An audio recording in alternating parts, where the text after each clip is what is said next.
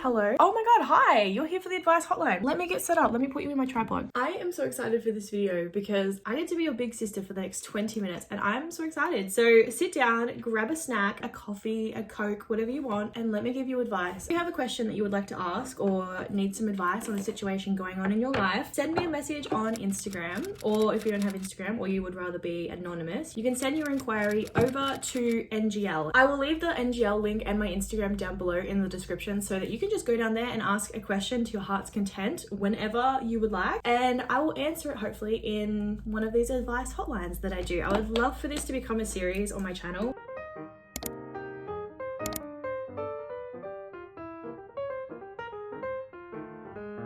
How to know if your friends don't want to be friends with you. I asked my friend if she wanted to hang out. She never responded, but she read the message.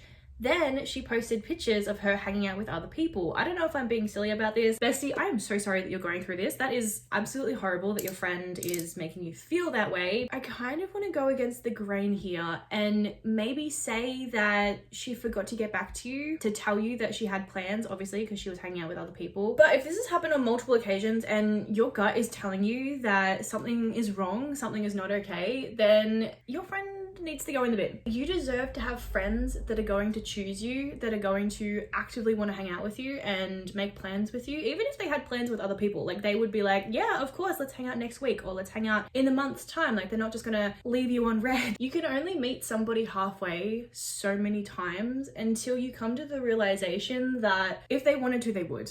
If they actually cared, they would try. And that really sucks. That really sucks. And that sounds so harsh and it's like, oh my god. But it is the truth. If they genuinely cared and genuinely wanted to hang out with you, they would put in the effort. They would communicate with you. So if this is a one-off kind of scenario and they have never done this before, then I would give them the benefit of the doubt. Forgive and forget. It's okay. Things happen. Life gets in the way. But if this is a regular occurrence and this friend has done this multiple times, straight in the bin. Oh, this one's so cute. It's a little YouTuber question. Hey Shelly, I have wanted to be a YouTuber for as long as I can remember.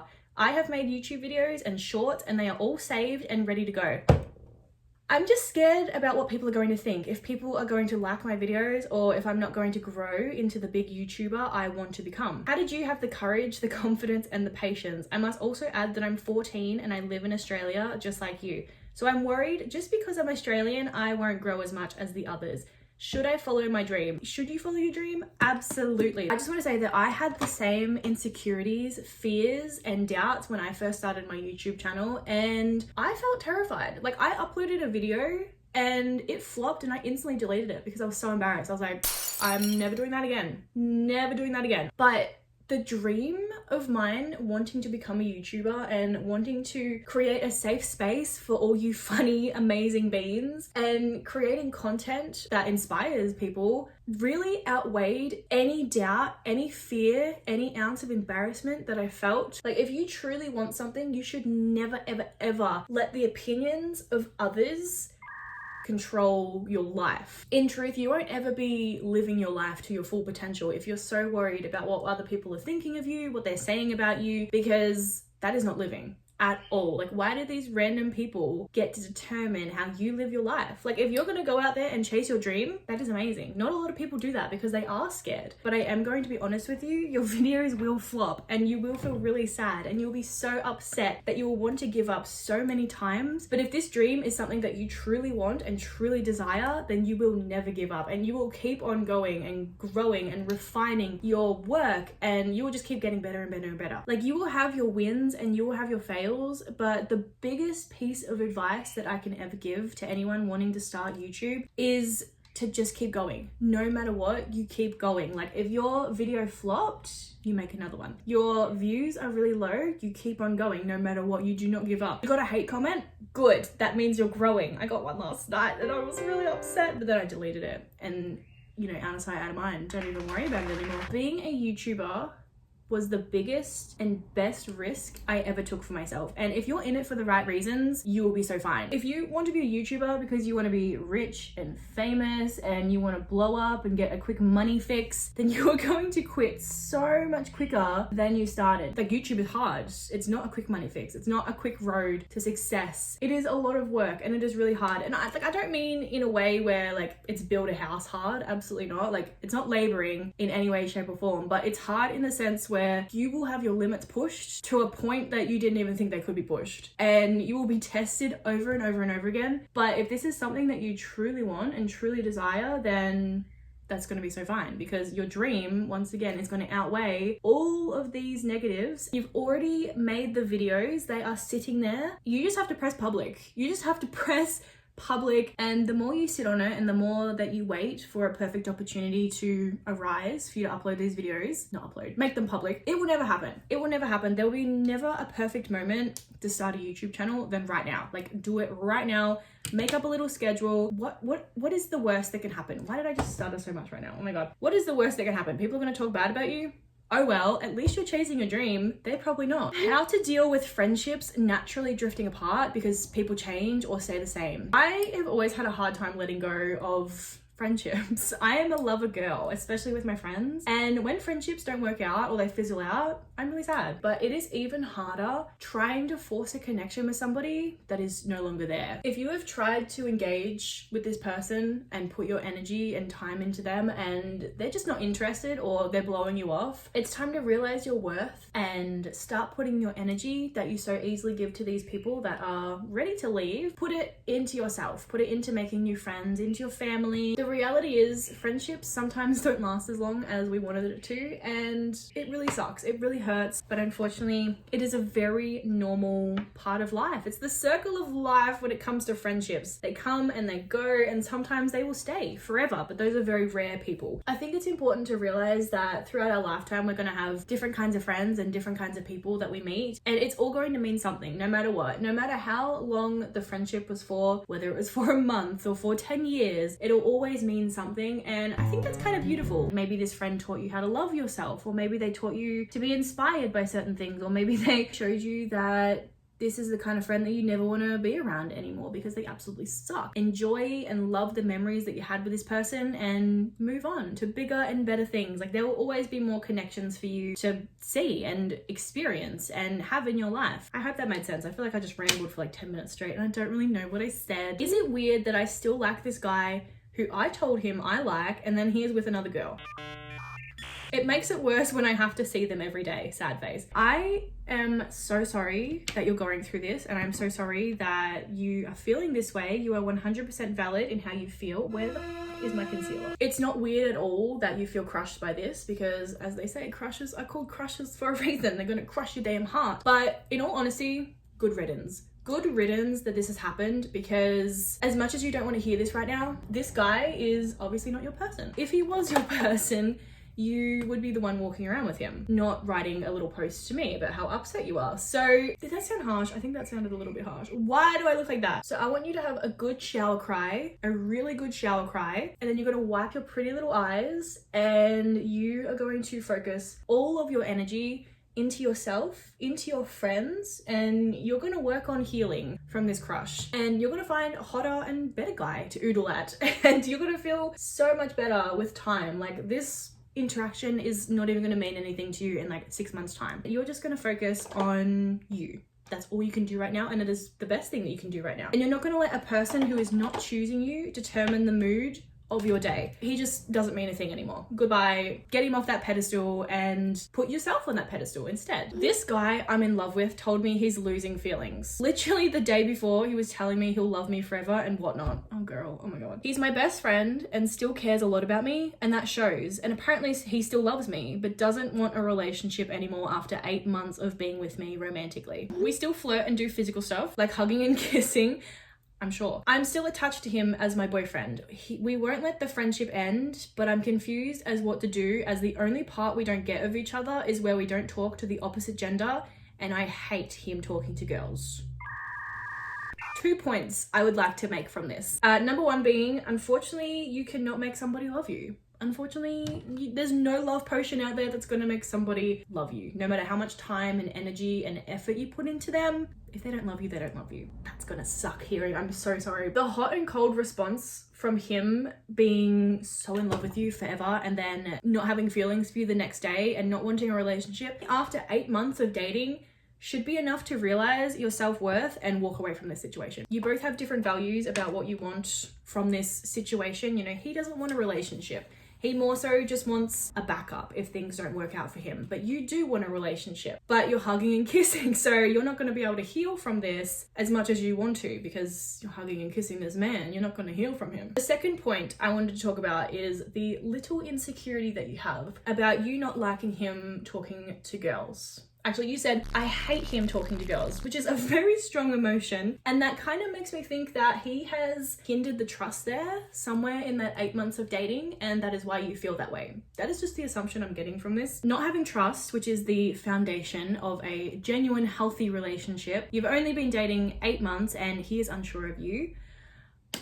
Bestie, if you do not pick up your self-worth and walk away from this, I am going to cry. I'm going to scream internally because this is not good. If you don't put all the effort and time and energy that you so easily give this man into yourself, you are only going to deteriorate your mental well-being. Cut off any romantic interaction you have with this man. Don't hug him, don't kiss him. Stop doing that, stop it. Because you're not gonna heal while you're doing any of that, let's be real. I know you wanna be friends with him, which is great, love that. But while you still have feelings for this person that you want to see as a friend, you're not gonna see them as a friend. Especially when you have the insecurity of him talking to the opposite gender, which you cannot stop, by the way. Like, that's half the population. That's quite controlling, actually.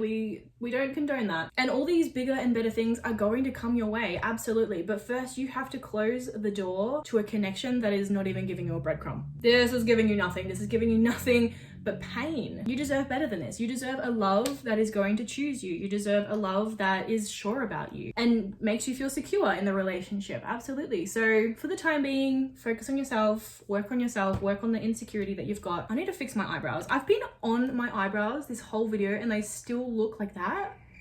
Hi Shelly, I need some advice. I've been in this friendship group trio and what happened is basically I'd been asking them to hang out and they said they were busy, or they would pick a date where they could hang out, and the same day I later got sent a picture of them both by one of the girls privately. I really don't know what to do about this. I just want to say that trios rarely ever work out. It either goes two ways. It either fizzles out and you guys go your separate ways, or it gets so messy that you end up hating each other by the end of it. There's no in between. What you do in this situation is very simple. You distance yourself from these two friends and you focus on yourself and you focus on making new, amazing, better connections than what this is, because you will have connections that will choose you. You will have connections that will not exclude you and make you feel left out. You deserve better. Let's put that on the table right now. You deserve better. And just be really cool, calm, collected, you know, like don't reach out to them to hang out. If they reach out to hang out with you, just say you're busy. Don't be as available to them as you have been. You know, if you see them on socials and it hurts your feelings, just mute them. You don't have to unfollow them or block them, anything. The mute button was made for the girlies that want to heal. We love it. Stunning. And as I've said many times in this video, there's a certain topic going around in this video. What's going on? Trust me when I say this, but once you close the door to this friendship, to this connection, you will open the door to many other connections and many other opportunities that are going to choose you, that are going to make plans with you and not make you feel excluded and like you're a burden to hang out with. So focus on the people that make time for you and don't worry about the people that don't. They don't matter. They're in the bin. Don't worry about them. I can never do my eyeliner while talking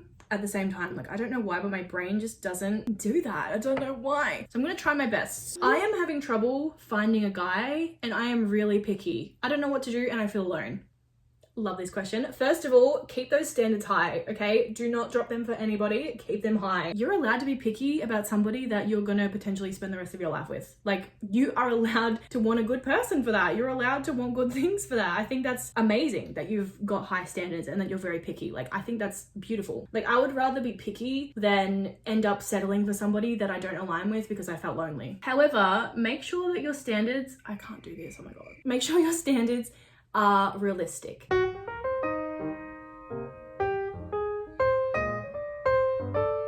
If I was in your situation, I would cut my standards into 2 tiers.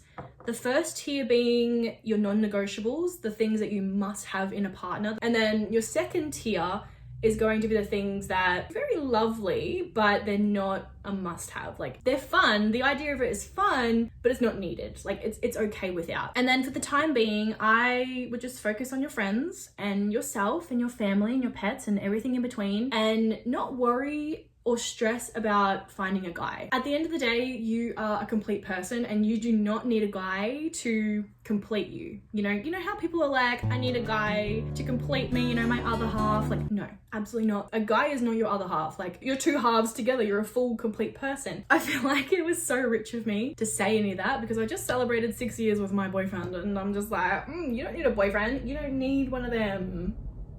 Oh, this one's good. I like this one. Hey Shelly, all my friends have Snapchat and Instagram and I don't have either of them, and I feel like I'm missing out on all these conversations. My friends are always talking about all these different things that I don't understand and I feel like I'm the odd one out, even though it's my choice. By the way, it is so fine that you don't have Snapchat and Instagram in this generation. Like, I think that's very amazing. But I can also understand the FOMO you feel, as I understand that Snapchat and Instagram are massive forms of communication for this generation. Like, a lot of people communicate through Snapchat. I am one included in that. But it is not the only way to communicate. I have both Instagram and Snapchat, but I also have friends that have neither of those things, and I make sure to put the effort in with them through text message or messenger, and we catch up a lot more, obviously, because they don't have Instagram and Snapchat. I can't like keep them updated on my life. So I can't see why your friends can't make like a little group chat on text messenger or something like that to help you feel included and help you feel like you're part of the conversation. I also wouldn't be against the idea of you potentially getting Snapchat so that you can feel involved and included in the conversations with your own friends. Personally, I love Snapchat. I really, really do. I love it in the aspect where I feel like it's like FaceTime, but without the added pressure and anxiety and internet connection issues that FaceTime come with. Like, I love sending video snaps to my friends. Like, it's just so much easier to communicate through a video than to send like a full-on text message sometimes. Like, I love video chatting with my friends on Snapchat. It's so amazing. And like, they can reply back at any time, they don't have to drop everything to reply back to me, and it's just very casual. I like it. But at the end of the day, you choose what you want to do and don't worry about the opinions of other people, because at the end of the day, this is your life. You don't have these apps for a reason. And if your friends can make a little text message group chat with you in it, that is amazing. Love that so much. Your friends should help you feel included, and hopefully they will.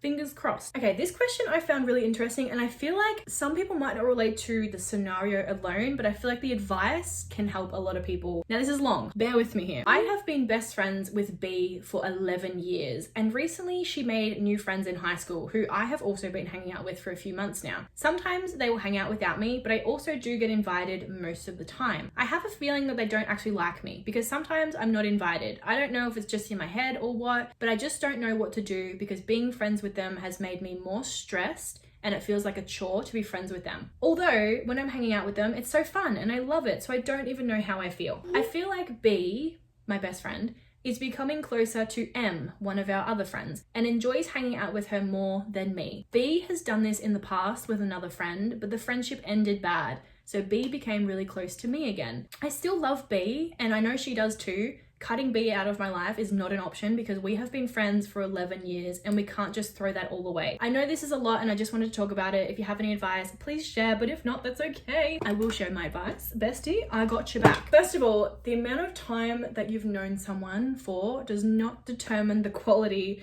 of a friendship. So 11 years is a massive milestone, absolutely, but it's not worth holding on to if this connection is draining you. I personally wouldn't cut this person off either. It sounds like you guys do get along in some aspects, and maybe she's just worth moving to a more surface level friend. Maybe you hang out with her sometimes and probably doesn't deserve that best friend title anymore, and that's okay. Sometimes our best friends fluctuate and that's so fine. However, if this connection is causing you stress and drainage, which I feel like it is because, you're writing this to me, you literally said that you're stressed and it feels like a chore to be with this friend, I would suggest keeping it very short and simple. Don't be as available to her anymore. Keep it short and sweet. Put your energy into making new friends because it's so fine that B wants to make new friends. That's a-okay. That's so normal and so fine. But what's not fine is B making new friends and then ignoring you for these new friends. And then when it doesn't work out for B, she comes running back to you because you're her backup.